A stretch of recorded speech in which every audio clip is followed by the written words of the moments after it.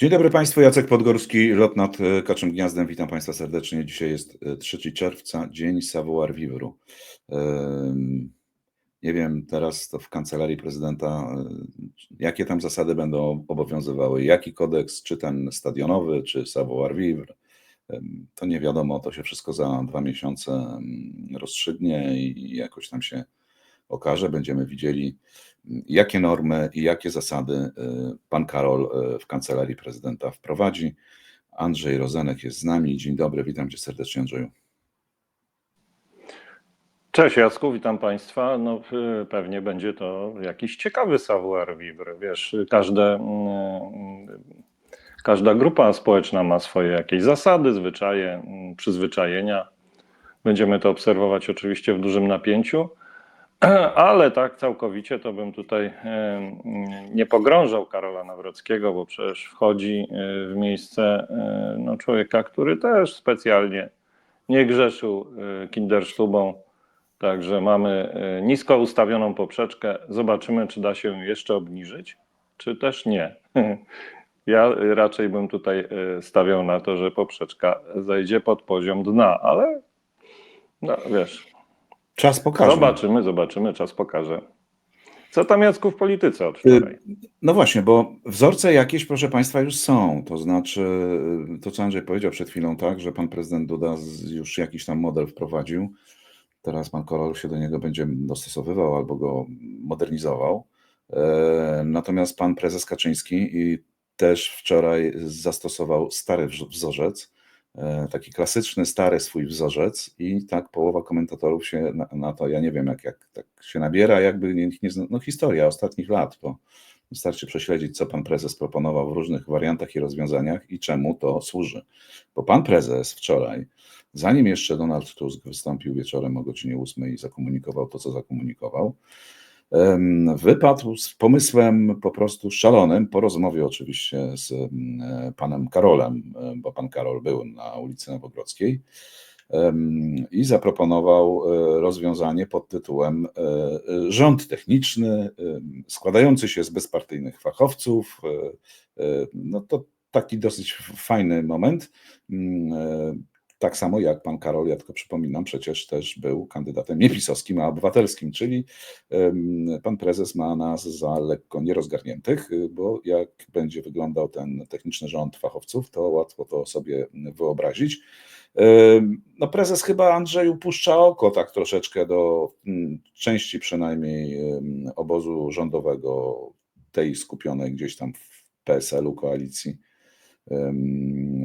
2050. No, może się uda, może ktoś z tego grona wyjdzie, może wtedy coś stworzymy.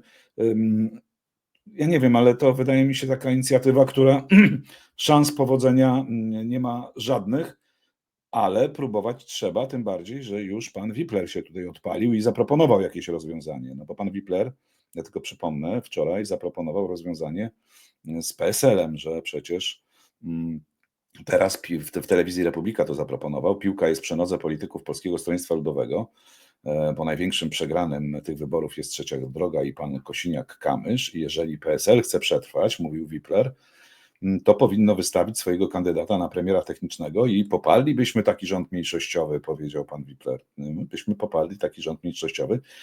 Ale na co trochę takim gifem zareagował pan Mencen, gifem, który wyrażał zdumienie, czyli jak rozumiem, pan Wipler wystartował z jakąś propozycją bez uzgodnienia tej propozycji w ramach Konfederacji. No ale pan prezes będzie próbował i co? I było to już. Przecież pan prezes już takie rzeczy robił.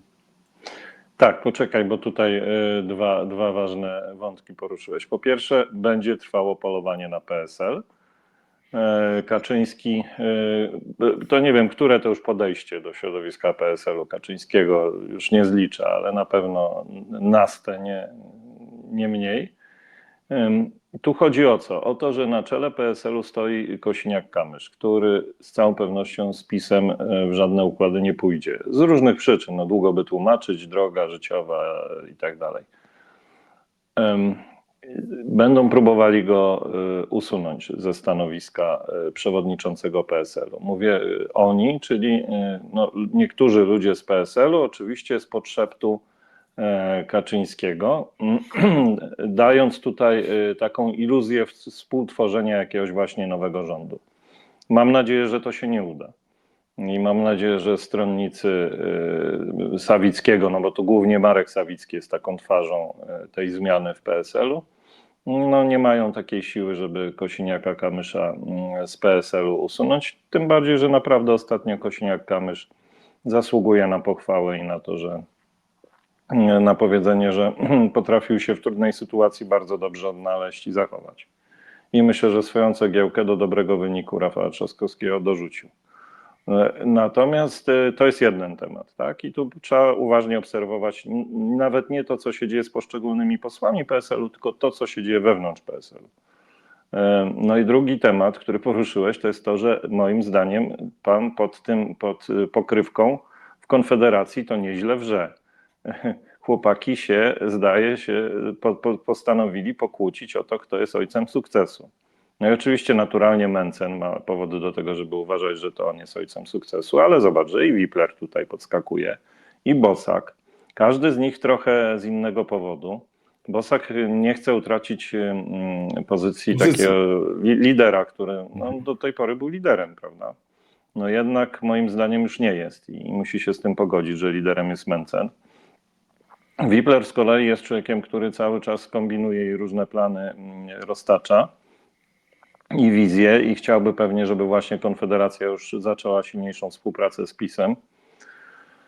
To nie może się podobać sporej części Konfederacji, no bo jak się chce wywracać stolik i robić rewolucję, no to nie można robić z najbardziej zgnuśniałą i skorumpowaną partią w historii Polski. Także no to by było bardzo dziwne i wydaje mi się, że Mencen to czuje, a Wiplerowi jest wszystko jedno, oby do władzy. No i tam się kotłuje, tak? W Konfederacji się bardzo kotłuje. No jest jeszcze trzeci temat, mianowicie to, co poruszyłeś, tak? Że Kaczyński to już ma za sobą różne rządy techniczne. Najśmieszniejszy był ten z grudnia 2023 roku, utworzony przez Mateusza Morawieckiego i stworzony z pisowców, tak? Taki rząd techniczny samych fachowców, tam już nie pamiętam jakie nazwiska były, ale co jeden minister to większy kabaret.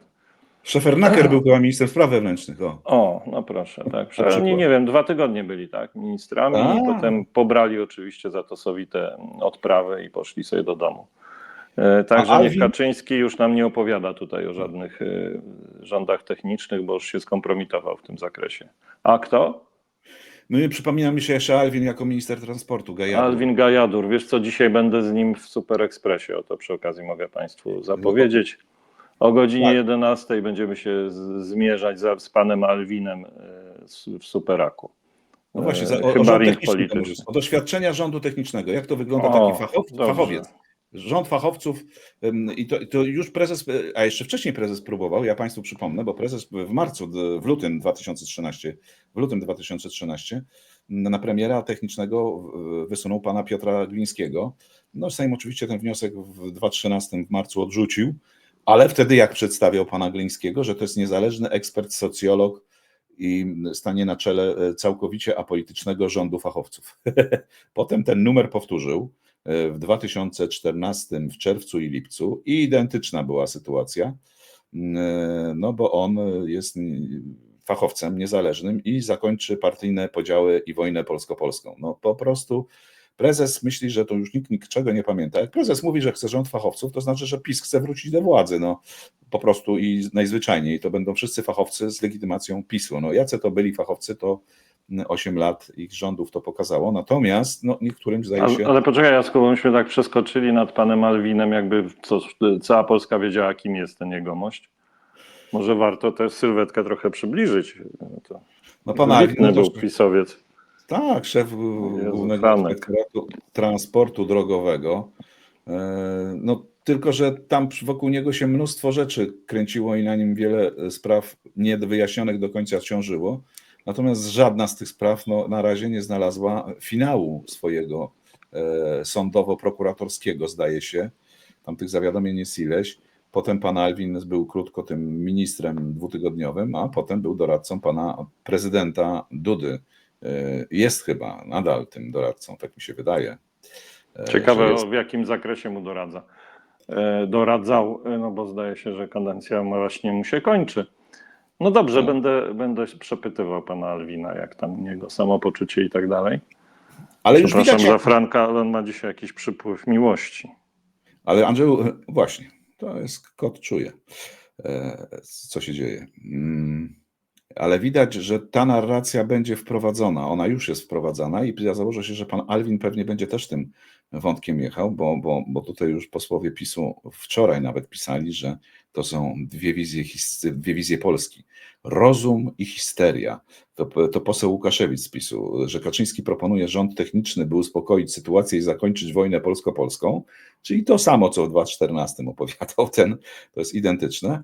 A Tusk, no Tusk jest zdenerwowany, straszy, dzieli i znowu chce wygrać emocjami i agresją. Czyli mamy rozsądne podejście pana prezesa i agresywnego Tuska.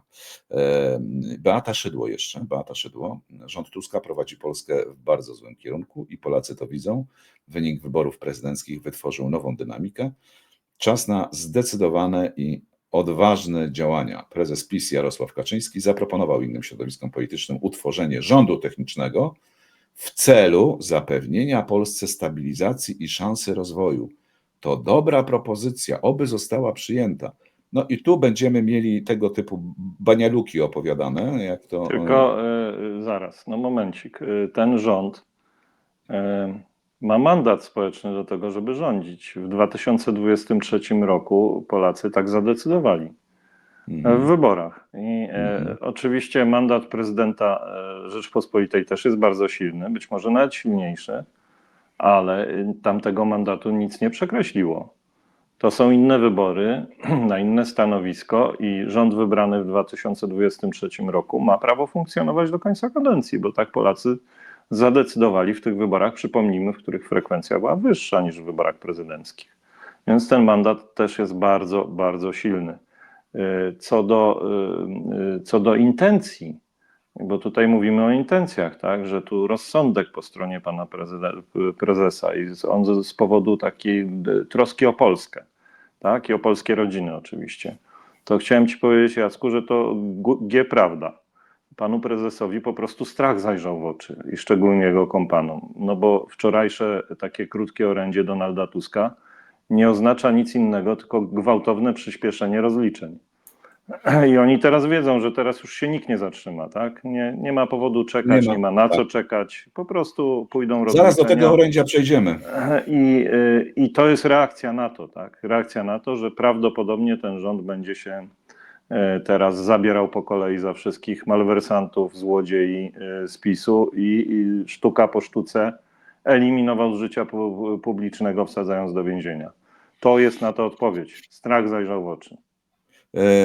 Tak, ale jest jeszcze jeden element. Ci prawnicy pisowscy, którzy gdzieś tam po X-ie błądzą i wypisują różne rzeczy, lansują teraz taką tezę, że oto oczywiście rząd ma tą legitymację, bo parlament i wybory, no ale elektorat, Polacy nie dali temu rządowi prawa do zmieniania prawa. Taka jest teoria.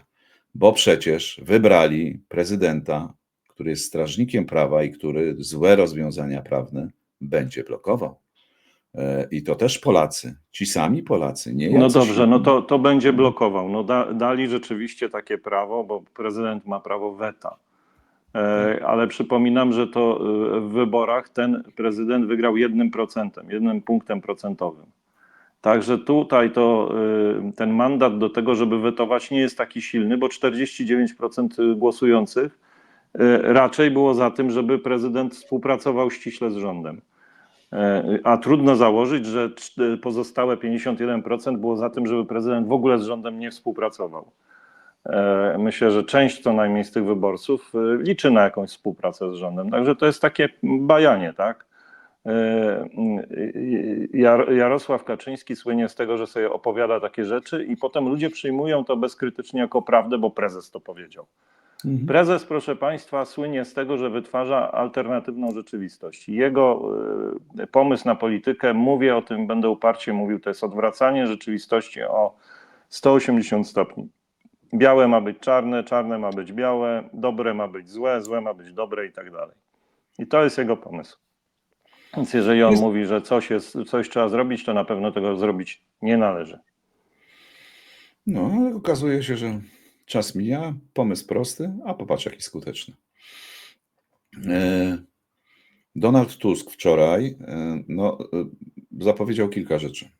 No, pierwsza taka, która się tam w oczy rzuca, no to jest to, że będzie wniosek o wotum zaufania w najbliższym czasie. Niektórzy mówią, że to jeszcze w czasie tego posiedzenia Sejmu się zadzieje.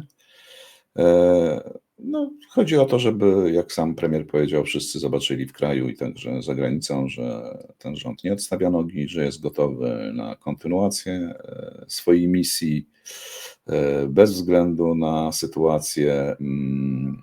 I powiedział, że wszystkim, którzy głosowali na Rafała Trzaskowskiego, mówię dzisiaj, jedziemy dalej, ale posłuchajmy fragmentu tego wystąpienia.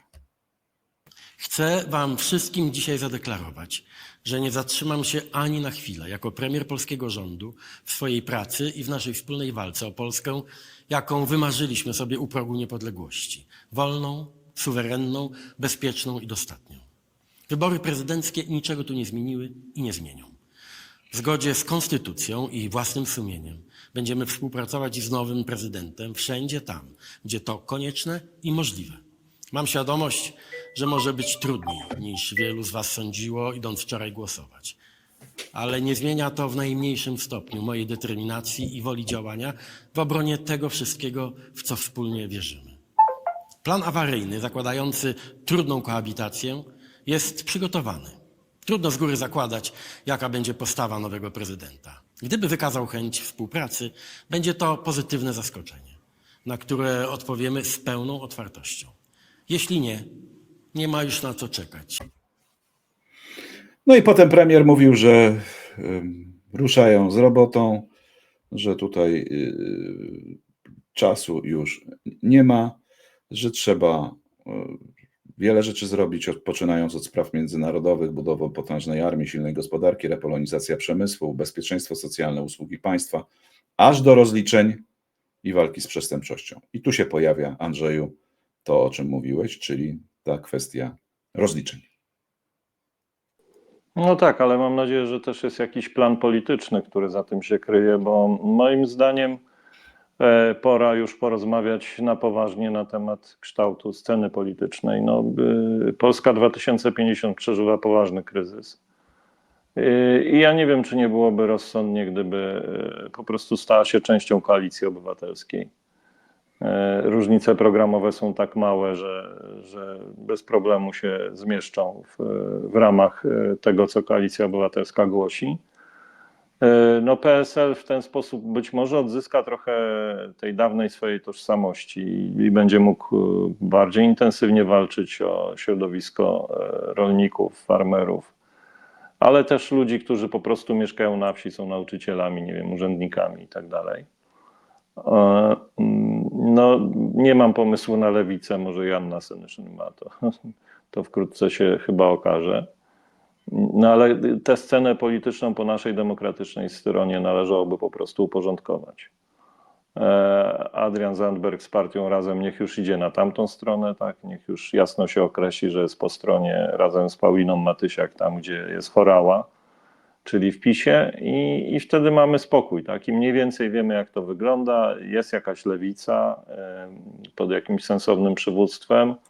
Jest PSL, który zabiega o to środowisko rolnicze i tworzy jakąś taką prawą flankę tej koalicji demokratycznej. Jest centrum, które składa się właśnie od Hołowni przez Donalda Tuska, Sikorskiego, Trzaskowskiego, aż po Barbarę Nowacką, czyli takie no, szeroka partia centrowa, czy nawet centrolewicowa. Można by taki porządek zrobić, bo moim zdaniem to prędzej czy później się stanie, tak? Tylko lepiej, żeby to się prędzej stało, bo mamy raptem 2 lata do wyborów i dobrze by było ludzi przyzwyczajać do takich rozwiązań.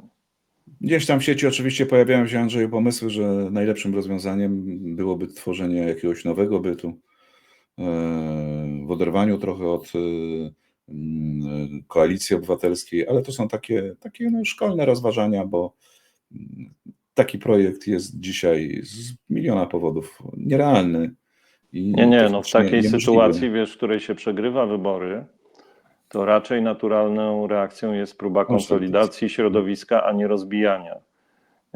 I rozwalanie środowiska w tym momencie, no moim zdaniem, nie jest zbyt dobrym pomysłem. Tym bardziej, że jakoś no, nie widzę tutaj pęknięcia wewnątrz Koalicji Obywatelskiej.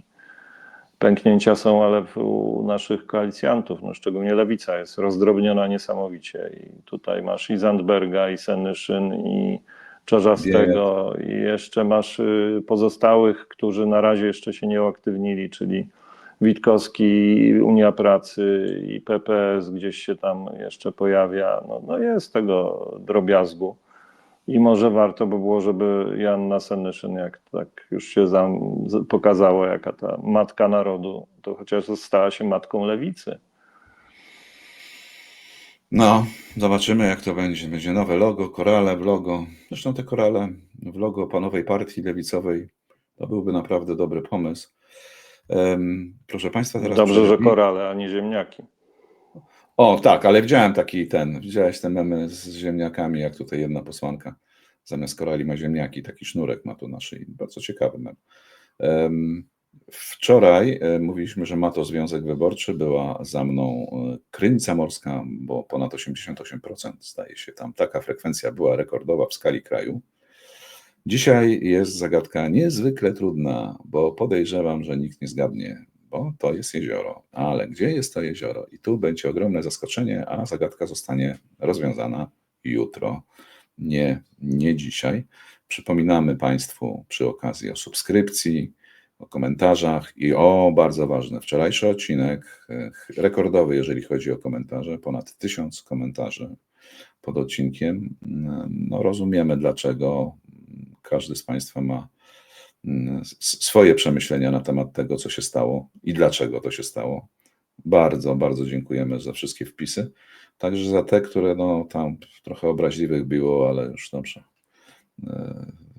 Niech i te sobie tam funkcjonują jakoś.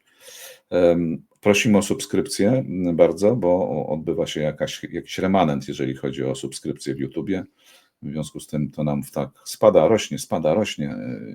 Cały czas nam rosło, a teraz mamy jakąś taką huśtawkę nastrojów YouTube'owych i dobrze by było nad tym zapanować.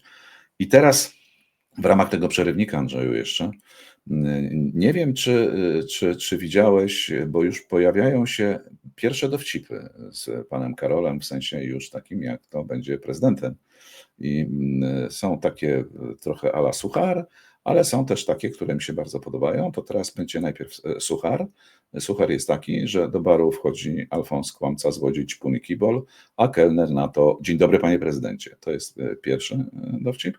A drugi, że nastąpi Słyszałeś zmiana. okrzyk: czołem żołnierze? Czołem, panie sutenerze! Tak, to jest ten drugi, dokładnie ten drugi. To jest takie znakomite, tak, chciałem powiedzieć. Tak, czołem żołnierze. No tak, pan prezydent zawsze tutaj, jak będzie przejmował teraz zwierzchnictwo nad siłami zbrojnymi, no to przecież odbędzie się coś takiego, taka mała uroczystość, gdzie pan prezydent z całą pewnością wygłosi tę formułę: czołem żołnierze, a żołnierze do tej pory odpowiadali: czołem panie prezydencie, ale to czołem panie sutenerze jest bardzo fajne, to jest naprawdę, to może być takie innowacyjne. Nie wiem, obawiam się. czy ty, Jacku, masz coś takiego, ale ja mam, że po tej wczorajszej wielkiej smucie, bo naprawdę mi było wczoraj bardzo przykro, to dzisiaj wpadłem w taki nastrój już fejkowy. Dostrzegam w tej całej sytuacji, może plusów to raczej nie widzę, ale dostrzegam przynajmniej dużo zabawy. Będzie wesoło. Naprawdę będzie, może nie będzie lepiej, może będzie znacznie gorzej, ale na pewno będzie zabawnie. To możemy Państwu obiecać i obiecujemy, że dopóki nas jakaś zła władza nie zlikwiduje, to będziemy się nabijać z tego do końca świata jeden dzień dłużej, bo to naprawdę jest zabawny wybór tego pana na prezydenta Polski. Przepraszam, ale będziemy sobie też od czasu do czasu dworować w związku z tym z wyborców, ale to nie złośliwie, tylko po prostu no, każdy popełnia jakieś błędy, tak. Nie ma ludzi bezbłędnych. Popełniamy te błędy. Pan Karol za to nie ma takiego poczucia, że jakiekolwiek błędy popełnia. On, jak czytałem materiały dziennikarskie, gdzieś tam kulisowe ze sztabu, to nie, on twardo idzie w to, że tam, jak mu mówili, że jest jakaś afera. Nie ma żadnej afery, że coś było nie tak, że trzeba to wyjaśnić. Gdzie tam nic takiego nie było. No, to muszę powiedzieć, twardy charakter, takie wyparcie. To może Jak u być Macierewicza, nie? To jest to samo. Tak. Ale To może wiesz być. co, tak popatrzyłem sobie na to wszystko i oni teraz budują taką wizję, próbują zrobić z Karola człowieka takiego niezłomnego. On się prezesowi oparł. Proszę cię. Oparł się. Widziałem wczoraj, tak. Podobno ale się jak oparł. mu się O biurko. oparł, chłopie, nie zgodził się na to, Kuchcińskiego, żeby o mu Kuchcińskim. Kuchcińskiego zainstalował prezes w pałacu prezydenckim. No, to będzie opór. No naprawdę muszę przyznać, że to wielka odwaga. Już zasługuje na pierwszy medal, a jeszcze za bardzo zaprzysiężony nie został. No, już się opiera. Ale ja ci powiem, niezłomny. ale ja ci coś powiem. Z drugiej strony,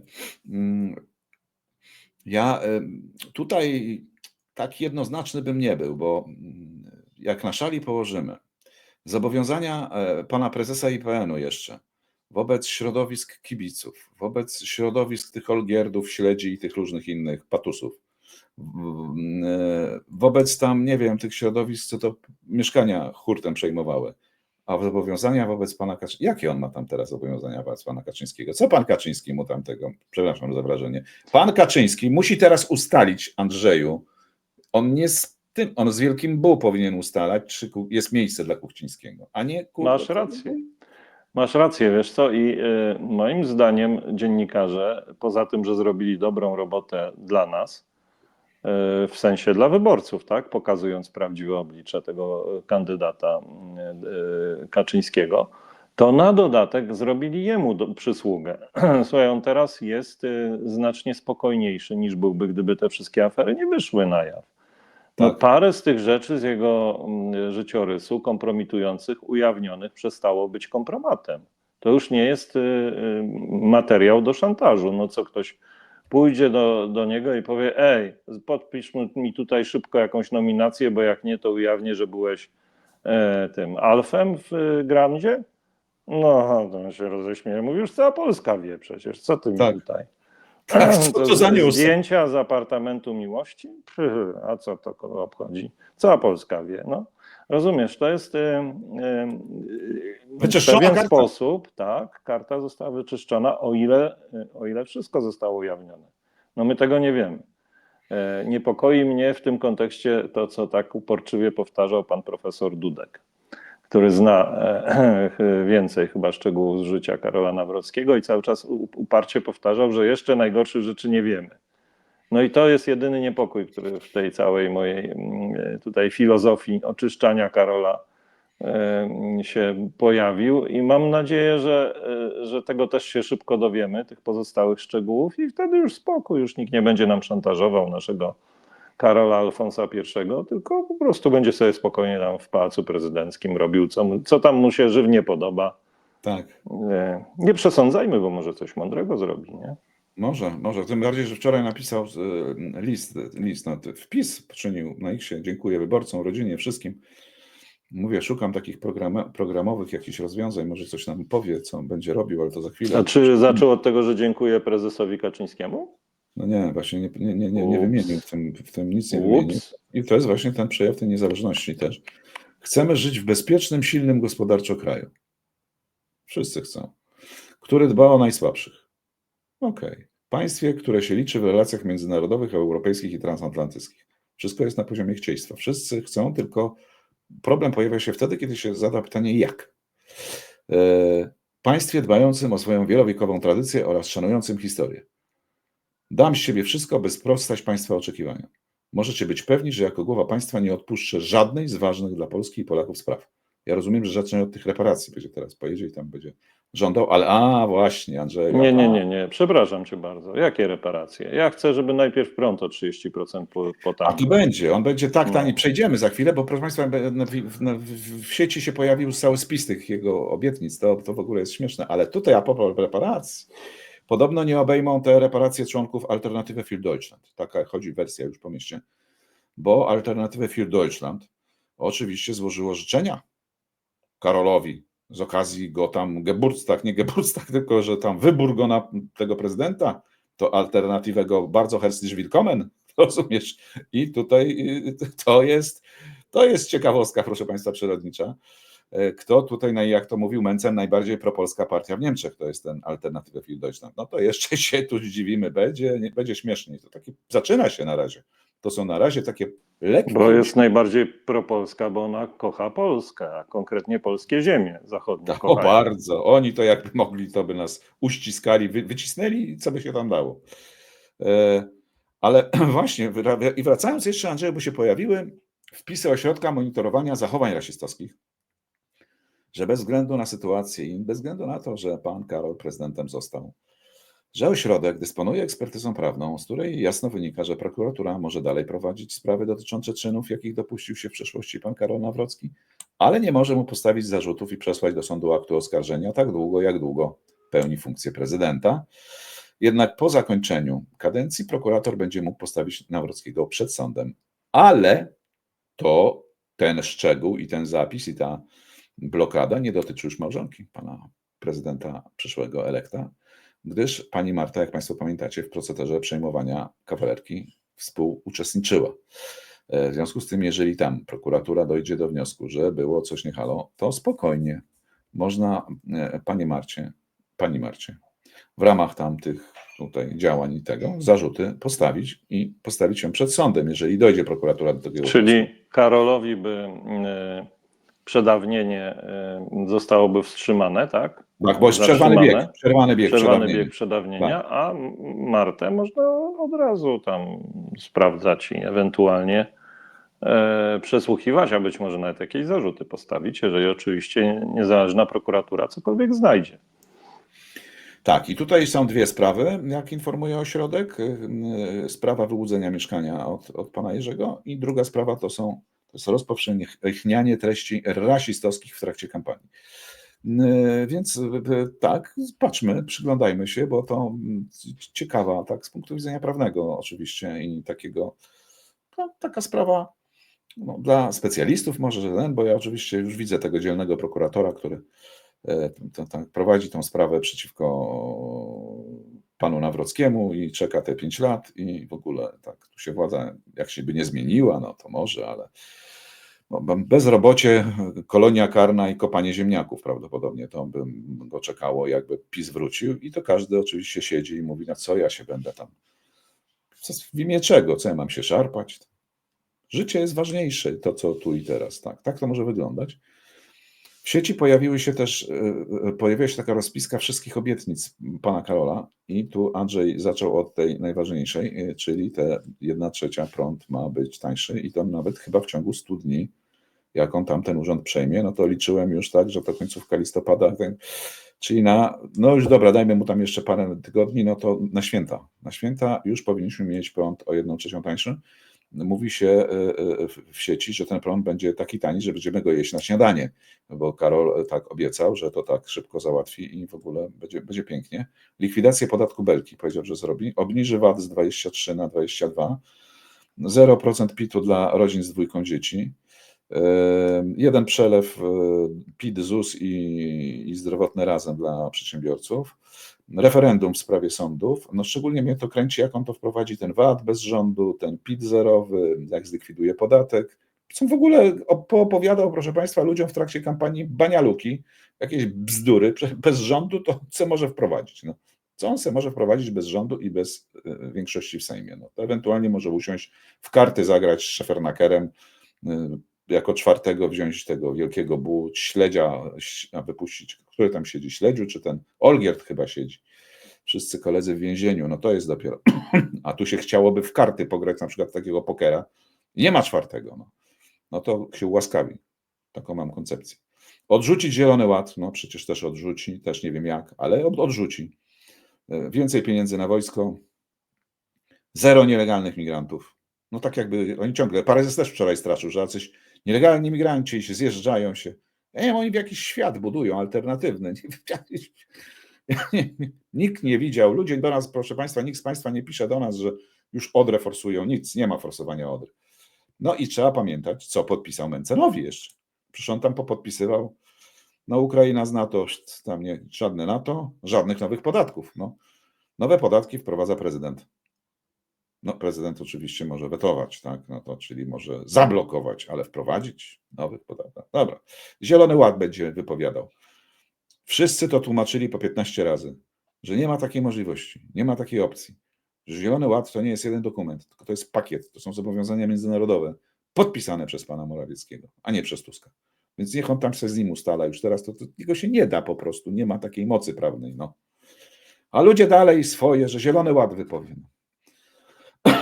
Co najgorsze w tym pakiecie Zielonego Ładu, niektóre rzeczy są bardzo sensowne, niektóre rzeczywiście są do podważenia. Tylko wiesz, to nie mów tak, że się nie da. Wszystko się da, tylko to wymaga potężnej pracy dyplomatycznej wewnątrz struktur unijnych. Wymaga po prostu wprowadzenia nowych dyrektyw. Te dyrektywy muszą mieć większość. Trzeba przekonać państwa członkowskie do tego. No to jest poważny proces dyplomatyczno-legislacyjny i polityczny. I na pewno jeden prezydent tego nie jest w stanie zrobić. Przypomnijmy poza tym, że w Konstytucji jest zapisane, że politykę zagraniczną prowadzi rząd. Rząd Rzeczpospolitej we współpracy z prezydentem. Nie prezydent we współpracy z rządem, tylko rząd we współpracy z prezydentem. Żeby znowu nie było jakiejś głupiej kłótni o krzesła i o fotele, bo wydaje mi się, że tutaj dobrze by było taką krótką edukację panu prezydentowi zafundować, żeby wiedział, w którym miejscu się znajduje, tak, żeby mu się coś nie pokićkało. Podobnie politykę obronną prowadzi rząd we współpracy z prezydentem, nie odwrotnie. To są precyzyjne dosyć zapisy. Także proszę pamiętać, że to Kosiniak rządzi tutaj obronnością, a prezydent współpracuje. Tak, to znamy, wiemy, to tak jak z Dudą będzie, tylko do kwadratu gorzej, do kwadratu. Mniej więcej tak to będzie wyglądało. Tu zapis oczywiście jest, a tu pan Karol będzie robił to absolutnie po swojemu. Pytanie jest z kim, a tu jeżeli chodzi o politykę obronną, no to będą jazzy i podejrzewam, że będziemy świadkami nieprawdopodobnych zdarzeń, bo przecież krążą już wersje na mieście i to nie jakieś tam takie sobie, tylko że szefem Biura Bezpieczeństwa Narodowego zostanie pan Cęckiewicz. No to już będzie dla armii i dla wielu ludzi w armii po prostu naplucie w twarz. Uroczy pomysł, naprawdę uroczy. No, ale to tak może być. Miałem nadzieję przez chwilę, że sięgnie jednak po bardziej sprawdzone kadry i że zostanie pan Misiewicz tym szefem BBN-u, ale tutaj Cęckiewicz, widzisz, no ale też blisko, to prawie ten sam rozmiar kapelusza, także gratulujemy. Tak. No i tutaj będzie taki ten... Bo Misiewicz, widzisz, zapomniany taki, a jakiż to zasób był intelektualny. Misiewicz będzie rzecznikiem. Będzie rzecznikiem prezydenta? No to ja mógłbym na rzecznika. No bo tak, uroczo, tak. Pan Przydacz szykuje się na działkę międzynarodową, przynajmniej by Bo chciał, ja się w ogóle spodziewam, że tam w Pałacu Prezydenckim pojawi się sporo ludzi takich z wylęgu Antoniego Macierewicza. Takie mam przeczucie, wiesz? Ten nie wiem, czy ono się sprawdzi. IPN-owski zaciąg pana Nawrockiego też oczywiście tam wyląduje. No i Macierewiczowi ludzie. I to będzie dopiero ciekawostka. Tu proszę śledzić, bo na pewno te dwie panie, które tam pracowały z panem Karolem w Muzeum II Wojny Światowej, a potem z nim jeździły tak po całym świecie w różne miejsca tam i łącznie z tą panią, co to jeździła nawet z nim na te Hawaje, bo miał jechać tam jak historyk z Muzeum II Wojny Światowej, żeby opowiedzieć coś, tak specjalista w tej Westerplatte i tak dalej, to gdzie tam z facetem będzie jechał, no to wziął panią ze sobą, pan Karol, która tam w tych Stanach opowiadała na tych Hawajach tego, co się zdążyła w samolocie nauczyć i tam przeczytać. Podobno rewelacji nie było, ale towarzystwo pan Karol miał fajniejsze niż takie męskie, no to bez sensu. I ta pani w IPN-ie jest teraz z drugą taką panią i te panie z IPN-u to palce, głowę, rękę se daje uciąć, wylądują w kancelarii prezydenta. Będziemy mieli takie, no, a nie, to jak to było z prezesem Glapińskim, pamiętasz? Dwórki Glapińskiego. No, dwórki Nawrockiego będą. Zobaczycie. No dobrze, no to wiesz, zawsze to miło, tak? A przecież oko chodzi będzie o to, na żeby czym było miło. zawiesić. Żeby No. oko zawiesić, tak, oko zawiesić. Także uważnie obserwujmy, jak będzie się tutaj konstruował ten pałac prezydencki, z kogo będzie się składał, kto tam wejdzie, kto będzie nadzorcą Karola, no bo już wiemy, że nie Kuchciński, czyli prezes No, musi szukać dalej jakiejś osoby takiej bardziej odpowiadającej Karolowi. Nie może wiem, na być kogo ciężko. padnie. Ciężko. Będzie ciężko. No, Karol, wydaje się, że tak najbliżej byłoby do Czarnka. Po No ale on kampanii, jest nie? posłem. To nie. No właśnie, ale wiesz, no kto wie, może pan minister Czarnek na przykład jak otrzyma bardzo Tam poważne... wiesz, u Macierewicza takie były jakieś fajne nazwiska. Luśnia jakiś, czy jakieś tam inne. A, były Może taki takie, jakiś by się były. No, tam bo nadał. od razu, bo on by przez kalkę by te meldunki pisał tam. Od No razu. ten były sędzia Schmidt niestety już nie jest w Polsce, bo też by się nadawał. Nadałby się No. do reformowania z tego systemu sądownictwa by się nadał, to tak, wprowadzania. I też jako taki, wiesz, oficer polityczny, nie? Tak, on by przygotował w porządku. A, wiem kto może Romanowski wróci, widzisz, i zostanie kimś ważnym w kancelarii. Tu jeszcze są zasoby, o których To zapomnieliśmy. już bardziej takie opus dei, co prawda, no ale też ważne, nie? Jest, bo o tą nogę też musi pan No tak. Karol zadbać, prawda? Tu będą różne frakcje. Stanowczo. W tej kancelarii będą różne frakcje, tutaj trzeba będzie różne frakcje zadbać. I jedno Państwu obiecujemy, będziemy Państwa informować w szczegółach i rozszyfrowywać, co te powołania znaczą, bo zawsze to jest tak, że jak się tworzy taka instytucja, to każde takie powołanie ma jakiś sens głębszy. Nie tylko chodzi o to, że człowiek na stanowisko, ale też jakie środowisko za nim stoi, kogo to ma zabezpieczać, przed czym i tak dalej. To będziemy Państwu starali się te wszystkie powołania wytłumaczyć. Tak. No i pan Nawrocki już jak tam oprzytomniał wczoraj po tym sukcesie, no to też do Sławomira Mencena się zwrócił i napisał, no bo przecież tą deklarację podpisał, no i tu Mencen przypomniał, że halo, proszę pamiętać, co mi pan podpisał, panie Karolu. Szanowny panie doktorze, napisał, doktor do doktora. Deklaracja, którą podpisałem, pozostaje dla mnie ważnym zobowiązaniem. Jako prezydent będę dbał o przywrócenie obywatelom zaufania do państwa. W centrum mojej uwagi są suwerenność Rzeczypospolitej, bezpieczeństwo i stabilność ekonomiczna. Współpraca oparta na szacunku, nawet przy różnicy poglądów, jest możliwa i potrzebna w imię polskiej racji stanu. Proszę. Czyli tu pan Karol się tak sytuuje jako taka postać, która będzie tu jak ojciec chrzestny, tak przygarniała wszystkich do siebie. Każdy, kto będzie miał problem, będzie mógł do niego przyjść. Najpierw cmoknąć w pierścień, potem powiedzieć, co go boli. Na końcu Karol postawi diagnozę i uleczy. I tak to będzie wyglądało. Bardzo interesująco to może wyglądać. Naprawdę może być niezwykle ciekawe zjawisko, Andrzeju. Bardzo ciekawe. No poprzyglądamy się i na pewno będzie, tak jak obiecywałem, wesoło. Nie znaczy, że będzie miło i dobrze dla Polski, ale wesoło będzie na pewno. Co tam jeszcze, panie Jacku? Ja już mówię, bo ja mam orędziem naszego ale premiera, jest jeden news, który jest tak jeden jakoś news. nie omówiliśmy tego krótkiego orędzia, a szkoda, bo Ale słuchaj, tam... jeżeli pozwolisz, to jeszcze tylko jednym zdaniem. Ja to odebrałem jako ważny sygnał. I taka wypowiedź premiera, która następuje w dzień po porażce, po klęsce, no chyba tak trzeba to powiedzieć, przywraca nadzieję na jedną rzecz, że jest ktoś, kto tym wszystkim zarządza i steruje. I moim zdaniem wrócił sternik, tak? I to całkiem niezły sternik. Zobaczymy, w jakim kierunku on ten okręt poprowadzi, ale póki co we mnie jakieś mała iskierka nadziei się pojawiła po tym wystąpieniu premiera. A w Sawickim nie. Sawicki powiedział, że Tusk to leń. I to pokazuje ostatnie 1,5 roku, bo on w ogóle nie potrafi prowadzić tej Rady Ministrów. To Sawicki tak powiedział, nie ja. PSL. No nie wiem, może pan Sawicki ma jakąś nową opcję już. Tak? Ale Sawickiego na Radzie Ministrów nie ma. No ale wiesz, pewnie chodzi tam z kolegami, oni mu mówią, słuchaj, nic nie robi, siedzi tam tylko na szczytu tego stołu i tam mówi, kto ma mówić.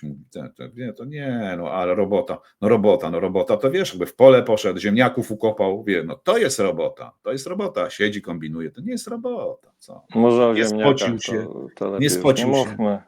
Nie spocił się w ogóle, to nie jest robota. Ale jest lepszy numer, Andrzeju, lepszy. Wydawało się, że już jest coś się dzieje tego, a myślę, jak? I cudowny sposób wczoraj wrócił pan Radosław Piesiewicz. No to jest ta postać niezwykła, nasza prezes Polskiego Komitetu Olimpijskiego wrócił, było zebranie zarządu PKOL-u, wszedł no jak król na posiedzenie, w cudownym nastroju, zadowolony, przeszczęśliwy, zakomunikował, że to już jest koniec nitrasa. Powiedział, że już jest po nitrasie. Zwycięstwo Karola Nawrockiego wzmacnia pozycję pana Piesiewicza w PKOL-u, a osłabia w sposób naturalny wpływy pana ministra Nitrasa, tym bardziej jak głosi pan Piesiewicz wszystkim tym członkom zarządu, że pan Nitras to za chwilę w ogóle jest do wywalenia i traci niczego i nie będzie go w związku z tym. Nie ma już tematu odwołania pana Piesiewicza z funkcji prezesa. Nie odbędzie się to, ponieważ w samym zarządzie PKOL-u panowie doszli do wniosku i panie, że no, sytuacja polityczna się zmieniła, jest jak jest, w związku z tym nie będziemy, prawda, ruszali pana Piesiewicza. Do tego troszeczkę przyłożyły się nasze służby, no, które przestraszyły przedstawicieli związków sportowych tą akcją CBA niedawną, która o 6 rano zapukali do 8 działaczy PKOL-u, bo dokumentów szukali, tak? Szukali dokumentów, przeszukania im robili, chłopi się tam trochę zestresowani byli w tej sytuacji. Cała akcja była, dużo szumu było, tylko najciekawsze z tego jest, że pytania o efekt do dzisiaj pozostają bez odpowiedzi. Nie wiadomo po co, nie wiadomo dlaczego, nie wiadomo w jakim celu, nic. A efekt tego typu akcji, jak nie wiadomo o co chodzi, jest taki, że ludzie zaczynają się to nie mieszajmy się w politykę, tutaj tu jest sport, nitras słabnie, w związku z tym pan Piesiewicz w sposób radosny będzie dalej. Ale wiesz co, pan Piesiewicz pasuje do Nawrockiego. Naprawdę. Tak. To tak jak ich postawić jednego obok drugiego, to taki widać, że to jest ten sam sznyt. Tak. Ta sama Kindersztuba. Bardzo podobne, muszę ci powiedzieć, sposoby funkcjonowania. To jakby tak pewnie dobrze pogrzebać w życiorysie pana Piesiewicza, to pewnie też jakiś wielki buł albo inny śledził by się tam znalazł. Spoko, wiesz. To a tym bardziej, dobrze, że wiesz, no. tutaj Wspólny język mają na pewno. No, na pewno znajdą, bo na przykład pan Piesiewicz może panu prezydentowi na przykład powiedzieć tak, no ja mam tu takiego sponsora, Wesoła Pani, no to może catering byście tam wzięli do kancelarii, Wesoła Pani, pierogi robią tam różne, robią pierogi, tam syrniki robią, tam jakieś kluski, no to co prawda to wszystko mrożone, ale normalnie przyjeżdża, rozmrozisz sobie, Marta ci tam podgrzeje i będzie dobrze. No. A co ty wiesz o tym cateringu? Może to dobre rzeczy są akurat. Kurczę. Wiem, dlatego, że kupowałem ostatnio w Wesołej Pani. Obok mnie jest, no słuchaj. Dobra, no to teraz uwaga, mamy ten kącik kulinarny. No nie są Jacku, pielmieni. Jak to dla ciebie się podoba? Pielmieni, no ręcznie robione takie domowe, a to stamtąd, no to jest taka różnica 1 stopnia, jak w skali szkolnej, jak w domu zrobisz to na 5, a to jest tak na 4, no może nie jest dramatem, ale no tak to całkiem sobie. Nieźle. No nie ma wsi. Ale no, muala byś nie dał, jak rozumiem dobrze. No, nie wiesz o co chodzi, to ci potem wytłumaczę. Czego bym nie dał? Muala. A nie wiem co to no jest. To widzisz, bo ty jesteś... Nie oglądam programów kulinarnych. Wykluczony jesteś. Książulo rozdaje takie, wiesz, etykietki. Jak mu coś bardzo, bardzo smakuje, to nalepka na drzwi takiego lokalu i potem się zaczyna. Potem masz kolejki, ludzie, wiesz, próbują już rano zarezerwować sobie kolejkę do takiego lokalu. No. Książulo ma milionowe odsłony, także nie dziw się. To tak działa. No to jak my tu będziemy mieli w locie nad Kaczym Gniazdem milionowe odsłony, no to też to też będziemy, jak ty powiesz państwu na przykład coś mądrego na temat polityki, to tak pół społeczeństwa będzie tak myślało. Słuchaj, ale łatwiej, no to wszystko jest subiektywne, to co my opowiadamy. No tak samo jak ten książulo też chyba subiektywnie jak spożywa, no to jemu smakuje, nie wszystkim musi. No ale widzisz, coś w tym jest, że jednak ludzie się kierują jego gustem. Ja nie ukrywam, że od czasu do czasu zaglądam na ten kanał i z dużą sympatią patrzę na to, co tam się dzieje. 1 000 000 ludzi ogląda, jak facet je hamburgera. No to jest po prostu faktycznie... Kebab, proszę pana, generalnie najczęściej, ale nie tylko. No ale dobra, Nie no kpi, ludzie mają... bo to jest naprawdę Nie, fajne. no ale ja nie kpię, to ja uważam, że to jest pasjonujące w ogóle. Gdzie, w jakich okolicznościach, tu już jadł, a czy tam pojedzie i jeszcze nie jadł. Nie, no. I na przykład, czy to jest nad jeziorem jakaś nowa kebabownia, czy też stara, tradycyjna w mieście. Jacku, Polskę z nim się zrozum. poznaje. Nie, ja My nie nie. jemy mięsa od 6 lat i dla mnie taki widok, jak ktoś je kebab, jest intrygujący. Nie ukrywam, że czasami ślinka pocieknie. No dobra, zmieńmy temat, bo to Już przecież nie zmieniamy. Ja jest już kącik jedną ważną kulinarny. rzecz.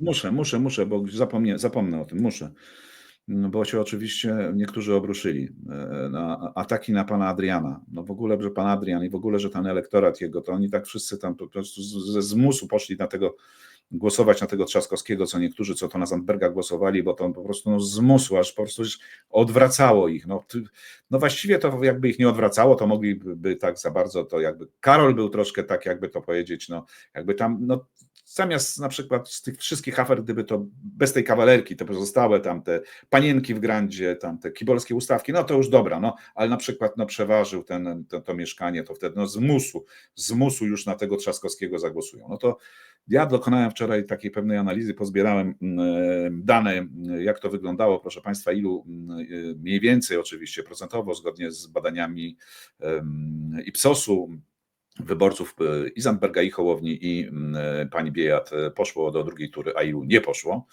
I czy to wołanie, i na kogo zagłosowali, oraz czy to wołanie, czyli to ta próba mobilizacji, próba zachęcania do udziału, przyniosły jakiś efekt. Wyraźna jest różnica między elektoratami Biejat, na przykład i Hołowni, a Zandbergiem. No to zaraz szybko, Andrzeju, ja to przedstawię i sobie jeszcze chwilę o tym porozmawiajmy, bo teraz, jeżeli chodzi o wyborców Zandberga, od tego zacznijmy. Proszę Państwa, 44% wyborców Zandberga nie poszło na drugą turę wyborów. Poszło tylko 56%, wzięło udział. W pierwszej turze było 952 tysiące, szacowane te 56% w drugiej to jest 533 tysiące, czyli 420 tysięcy wyborców Zandberga zostało w Domciu. Tylko A wyborcy jaką przewagą, przepraszam, wygrał Karol 300, Nawrocki? 340 czy coś 60 360. chyba, no. 360, tak. No To to już mamy, już Państwo widzą, że tutaj gdyby elektorat Zandberga w całości ale przejdziemy do poszedł innych też. i Tak. zagłosował, ale poczekaj, i zagłosował na Trzaskowskiego, bez problemu byśmy te wybory wygrali, tak? Tak. Oczywiście gdybamy sobie teraz. Gdybamy. Teraz mamy tak, preferencje wyborcze w drugiej turze, tam są pewne rozbieżności między 16,8 a 19% nawet, ale przyjmijmy tą mniejszą wartość 16,8%. Deklarowało poparcie dla pana Nawrockiego, 83% popierało pana Trzaskowskiego. Od razu powiem, że to jest tak, najwięcej wyborców Zandberga. 83%, przepraszam, z tej połowy, niemalże Tak. połowy, która poszła. Tak, dokładnie tak. Czyli de facto 400 ze to wszystkich... przeliczone zostało 440 tysięcy, gdzieś tak mniej więcej. Dobra, ale ze wszystkich wyborców Zandberga mniej niż połowa oddała głos na Trzaskowskiego. Dobrze Tak jest. liczę? Tak jest, z całą pewnością. 952 No to jest to obliczone proszę 440. Państwa, przypomnijmy, 2000, który to był rok? 15? A mówisz Tak. O tej słynnej debacie, która spowodowała, że Barbara Nowacka przegrała tą debatę oczywiście z Zandbergiem i wtedy Lewica nie przekroczyła progu 8%, wyszła jako koalicja i nie weszła do Sejmu i dzięki temu PiS uzyskało przewagę i stworzyło rząd, tak? Zandberg. I teraz, proszę Państwa, tak, Klątwa Zandberga. nawoływanie, tu trzeba sobie powiedzieć, niewiele daje. Bo i w przypadku Szymona Hołowni, i w przypadku pani Biejat, to jest ten procent jest lepszy niż u Zandberga, ale nie jakoś dramatycznie lepszy. 44% nie poszło u Zandberga, u Hołowni 34% nie poszło do drugiej tury. To jest kolejny przykład na demobilizację, czyli nie poszło ponad 300 tysięcy u Hołowni. To było tam 320-330 tysięcy wyborców Hołowni nie poszło. Czyli mamy absolutną demobilizację, już nawet na tych dwóch kandydatach widać, demobilizację elektoratu tych mniejszych kandydatów przed drugą turą. Wyborcy Magdaleny Biejat, tutaj 39% wyborców Magdaleny Biejat nie poszło na drugą turę. 61 wzięło w niej udział, co daje jakieś 505 tysięcy wzięło udział, 800, z 829 tysięcy z pierwszej, czyli tu nie poszło 320 tysięcy. Czyli jak tutaj mamy 300, tu 300, tam 400, czyli 1 000 000 wyborców około, tak na oko licząc, około 1 000 000 wyborców Biejat, Hołowni i Zandberga nie stawiło się na drugiej turze. I odpowiedź, jeżeli szukamy odpowiedzi o jedną z przyczyn porażki Trzaskowskiego, to ona znajduje się tu w tych wyliczeniach. No dobra, ale żeby teraz być uczciwym i nie zwalać całej winy na Zandberga i okolice, to ja powiem tak, chyba za mało gestów wykonał Rafał Trzaskowski w drugiej turze, w kampanii w drugiej turze do swoich koalicjantów. Zabrakło mi czegoś takiego, że skoro poszedł sobie pogadać z Mencenem, to czemu nie umówił się na przykład na podobną rozmowę, nie wiem, z Biejat albo z Hołownią? Może to by część tego elektoratu przekonało, że warto. Tam były, pamiętasz Andrzej, jakieś spotkania były, tylko one były tak ale to przytłumione. zupełnie inny Były. charakter i nie to, co z Mencenem. Tak. Wiesz, no teraz oczywiście po szkodzie to każdy jest mądry, także ja to z wielkim dystansem mówię, raczej na zasadzie, żeby wyciągnąć na przyszłość jakieś lekcje, no bo z każdej porażki trzeba wyciągać wnioski. Ale no, nie obarczałbym tutaj całkowicie winą Hołowni i Biejat, natomiast z całą pewnością można obarczać winą Zandberga, tak? No bo on się zachował jak Zandberg, jak zwykle, tak? Czyli nie poparł demokratycznej strony, czyli de facto wsparł pisowców, no bo to inaczej się nazwać nie da. No właśnie i proszę Państwa, jeszcze jeden temat, bo Rafał Trzaskowski, to też trzeba powiedzieć, wczoraj podziękował wyborcom za każdy oddany na niego głos, za obecność na wiecach, za wsparcie podczas kampanii. Walczyłem o to, żebyśmy wspólnie budowali Polskę silną, bezpieczną, uczciwą, empatyczną, Polskę nowoczesną, w której wszyscy będą mogli spełniać swoje cele, aspiracje. Dziękuję wszystkim, którzy na taką Polskę głosowali. Przepraszam, że nie udało mi się przekonać do mojej wizji Polski większości obywateli. Przepraszam, że nie zwyciężyliśmy wspólnie. I w tym wpisie Rafał Trzaskowski właściwie nic nie mówi o tym, co dalej, tak? Jaka jest jego polityczna przyszłość, bo może nie musi, nie wiem Andrzeju, jak ty sądzisz, bo kadencja na stanowisku prezydenta Warszawy upływa mu dopiero w 2029 roku, więc jakby to powiedzieć, czym zajmować się przez najbliższe 4 lata ma. Ale czy to jest koniec kariery politycznej Trzaskowskiego, czy też te 4 lata prezydentury w Warszawie, które jeszcze przed nim, jakoś tam te 2 nieudane starty, bo już trzeciego nie będzie, ja w to nie wierzę, tak, nie wiem, schowają w cień, czy też to wpłynie na jego przyszłość? No myślę, że będzie mu na pewno trudniej, no bo to są 2 porażki, z których druga jest taką bardziej klęską, nawet jeszcze ten wieczór wyborczy taki niezbyt udany, memiczny, który z całą pewnością będzie się ciągnął za Rafałem przez lata. Natomiast jest to polityk stosunkowo młody, polityk o wielkim potencjale i ja nie sądzę, żeby to oznaczało totalną klęskę jego kariery politycznej. Raczej przypuszczam, że potrzebny jest odpoczynek, jakieś wyciszenie, ciężka praca oczywiście w stolicy, no bo tu dużo jest do zrobienia. Myślę, że Rafał będzie mógł się teraz poświęcić temu, co w Warszawie jest ważne. Ale też przed nim kolejne wyzwanie, bo nie wiem, czy wiesz, że już szykują pisowcy nam tutaj kolejne atrakcje. W stolicy będzie referendum za odwołaniem prezydenta Warszawy. Zaczęli zbiórkę podpisów. Wiesz, oczywiście możemy sobie głową pokiwać, ale to są kolejne niepotrzebne emocje, nerwy, frustracje i tak dalej.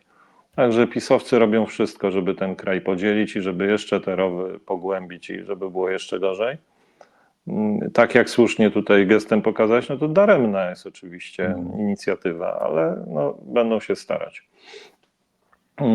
Co jest głupie, tak? Bo co ma prezydentura w Warszawie do wyniku wyborów prezydenckich? No absolutnie nic. To, że No Rafał i gdybyśmy przegrał wybory. więcej, no, gdybyśmy zobaczyli wyniki w Warszawie, to w ogóle nie ma o czym dyskutować, tam po 70% ma. No właśnie, chciałem też o tym powiedzieć, że wybory przegrał w całej Polsce, w Warszawie on nie wygrał i to zdecydowanie. Poza tym, no to są wybory na inne stanowisko, więc tu jakby no w ogóle to jest takie, no wiesz, no, człowiek się potknął, to niektórzy wyciągną rękę i pomogą mu wstać, a inni będą kopać i dobijać. No to właśnie tak się pisowcy próbują zachować. Mam nadzieję, że to całe referendum się skończy totalną klapą. Życzę Rafałowi Trzaskowskiemu, żeby się otrzepał z tego, podniósł i dalej był jednym z ważniejszych polityków w Polsce, bo na to zasługuje. No to jest po prostu wielki potencjał, talent. No a miał trudno, tak? Już mówiliśmy, już nie chcę wracać do tego, dlaczego przegrał. Dzisiaj, Jacek, dorzuciłeś do tego jeden bardzo ważny element, czyli demobilizację elektoratu demokratycznego, tego nie Koalicji Obywatelskiej, tego pozostałego. Proszę Państwa, i w dzisiejszym odcinku to już chyba wszystko. Poza tym, że serdecznie dziękujemy za dotychczasowe wpłaty i za wpłaty, które wpływają codziennie, mniejsze, większe, ale super, bo to pozwala nam mieć takie poczucie, że gdyby tam YouTube znowu tam majstrował przy czymś, to jest jakaś poduszka, jest chwila, jest oddech, nie trzeba się nerwowo rozglądać i nerwowo reagować. Poza tym to taki widomy, dla nas przynajmniej, jest sygnał tego, że to, co robimy, jest dla Państwa w jakiś sposób ważne i bardzo, bardzo sobie to cenimy i bardzo serdecznie za to dziękujemy. Tak jest, dziękujemy Państwu, wszystkim naszym sponsorom, wszystkim, którzy subskrybują ten kanał, to nic nie kosztuje, bardzo nam pomaga się rozwijać, wszystkim, którzy polajkowali te audycje, którzy podają to dalej na swoich social mediach, to absolutnie jest bezcenna pomoc i bardzo, bardzo dziękujemy. Dziękujemy też pięknie i nisko się kłaniamy Radiu Rebeliant, które nas wsparło we wczorajszym odcinku i bardzo reklamowało nasze audycje. Widać wyraźnie, że między tutaj Lotem nad Kaczym Gniazdem a Radiem Rebeliant współpraca układa się jak najbardziej pozytywnie. Powiedziałbym, że jest więź jest. Rodzi się więź, uczucie tak, się rodzi. I bardzo dobrze polecamy też Państwu serdecznie programy Radia Rebeliant. Tam też jest mnóstwo ciekawych, ważnych informacji. A za dzisiaj Państwu serdecznie, pięknie dziękujemy. Widzimy się jutro. Dziś nad Kaczym Gniazdem lecieli dla Państwa Jacek Podgórski, Andrzej Rozenek i był Wasz i nasz i mój przyjaciel Franciszek. Do zobaczenia. Do widzenia.